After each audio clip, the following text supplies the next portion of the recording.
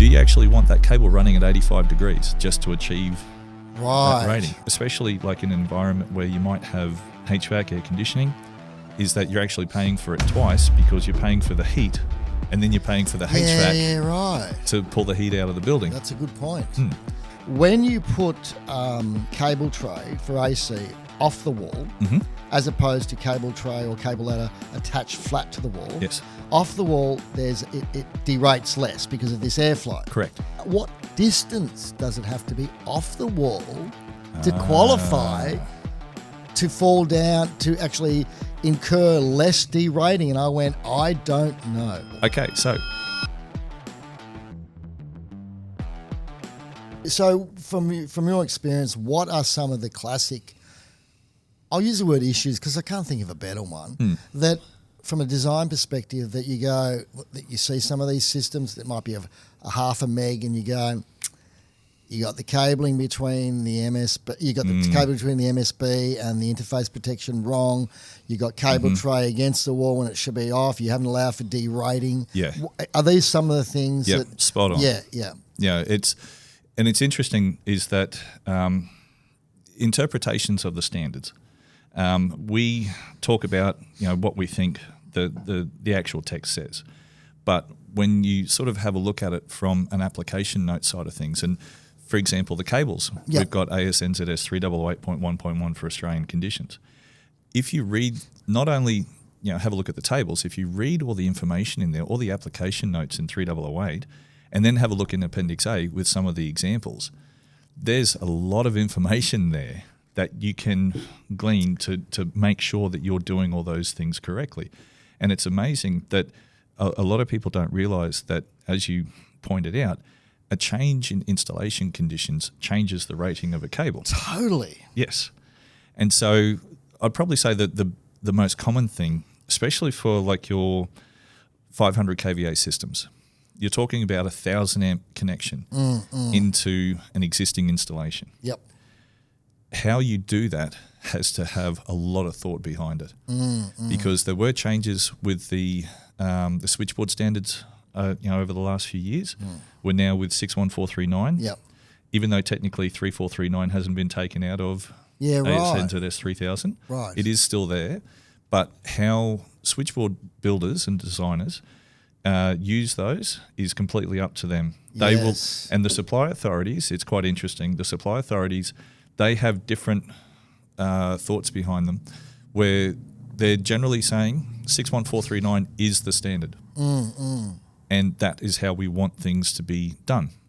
So you might have a board that's 10, 15 years old, done under 3439, and you're wanting to do things now with current standards, and it's just it doesn't match up. And so you have to bring the existing up to the current, really? Or to a degree, yes. Or you have to somehow introduce a connection into that switchboard that might be an additional tier to an existing board where the facility is there to connect it in, that the new section complies with 61439, and the switchboard builder gives their blessing and does all their checks and balances and said, yep, everything is good, we're good to go here. And again, like, I'm really looking forward to this event because I can actually sit back sort of in the afternoon and listen to you and heckle if required. But I never know. Anyway. I always learn a heap. I did get one question at the last Melbourne training, and it was a really good one, and I didn't have an answer for it. When you put cable tray for AC off the wall, as opposed to cable tray or cable ladder attached flat to the wall, yes, off the wall it derates less because of this airflow. Correct. Now, the question that was asked, what distance does it have to be off the wall to qualify to fall down, to actually incur less derating? And I went, I don't know. And my next thought was, I'm going to ask Gil. It's interesting. Okay, so if we take... Can you explain a little bit in more detail, better than I did to the listeners, what I'm actually talking about? Yeah. Okay, so take it back to the grassroots of cable ratings. Cable ratings are to do with a start temperature, a finish temperature, and the finish temperature is usually the cable rating. So PVC 75, PVC 90 it's 75 degrees maximum operating temperature. XLP 90, that's 90 degrees. And then we have our other ones which might have like 110, 110 or 125s and that sort of stuff as well too. So what you've got is essentially you've got a margin of operating temperature between a theoretical start, which is taken in Australia to be 40 degrees, 30 degrees in New Zealand, and you have current that you're putting through there, and obviously you have resistance in the cables, I2R losses, temperature comes up, and the closer that you get to your maximum operating temperature is the closer that you're getting to your final rating of that cable. So break it down. Cable ratings is essentially about heat dissipation. Yes. So the insulation's ability to dissipate the heat, not the conductor. So when you have that cable rating that you're trying to achieve, if you do things like put it on a surface, restrict the airflow around it, put it in conduit, partially surrounded by thermal insulation, put it underground, those sorts of things, that has a tendency to restrict the amount of heat transfer from the cable to the surrounding environment. Right. Hence, that operating temperature climbs quicker when you're putting in less current.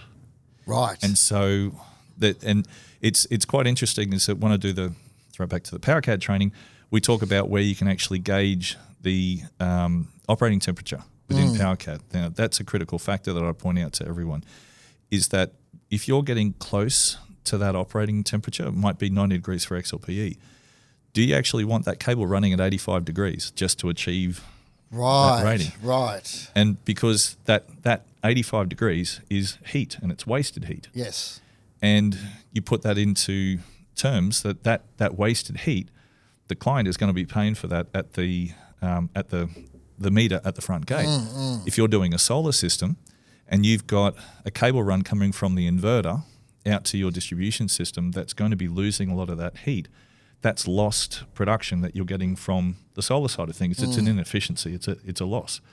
So what you're trying to do is trying to minimize that, and especially like in an environment where you might have HVAC, air conditioning, is that you're actually paying for it twice because you're paying for the heat and then you're paying for the HVAC to pull the heat out of the building. That's a good point.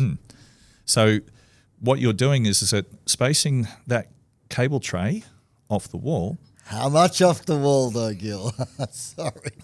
Okay, so there is a clause in 3008. And if I remember correctly, I'm hoping it's right because I know it has changed between versions, 1.5.5. And it is cables installed in air and restrictions on airflow. Right. So if you can show that a cable installed on like something has not had its airflow, surrounding airflow restricted by more than 10%, then it can be classified as being installed in air. How do you work out this 10% rule when it's in tray slightly off a wall? Okay, so what you're doing is that you're looking at, for example, if you look at cable ladder, let's talk about cable ladder as opposed to tray. More airflow in cable ladder, obviously. That's right. Yep. With the rungs on the ladder and keep it away from the edges and that sort of stuff. Yes. That's already been looked at with the spacings of those rungs to say that there is theoretically no more than 10% restriction of airflow around the cable because essentially it's sitting in air except for the little bits with the rungs. Unless that cable ladder is affixed straight to the wall with a lid, then it simply becomes like cable ladder. Enclosed. It becomes enclosed. That's right. But once it comes off even a little bit, right. So when you're looking at cable tray by definition is more restrictive on airflow than ladder. So therefore it's, and if you have a look at the spacings and the gaps and that sort of stuff, it's actually more than 10% restriction on airflow. So, but in the standards, they don't make any distinction between ladder and tray, though. They do. In 3008, they do. Edit. No, wow. There is, and it's hard. Like as I said before, it's all about interpretation. But within 3008, there are some diagrams and some information in there that talks about that if you are doing it on perforated tray, it's supposed to be selected as being installed on a surface. Right. And so this is where we sort of, it's that bit of a grey area. Okay, so there is a grey area. Gotcha. There is a little bit of a grey area there. And it is difficult. It's only because I've spent time reading these things that I sort of come across it and I find these things and then just sort of put that to, in the memory bank and go, okay, I'll bring that out when I need to.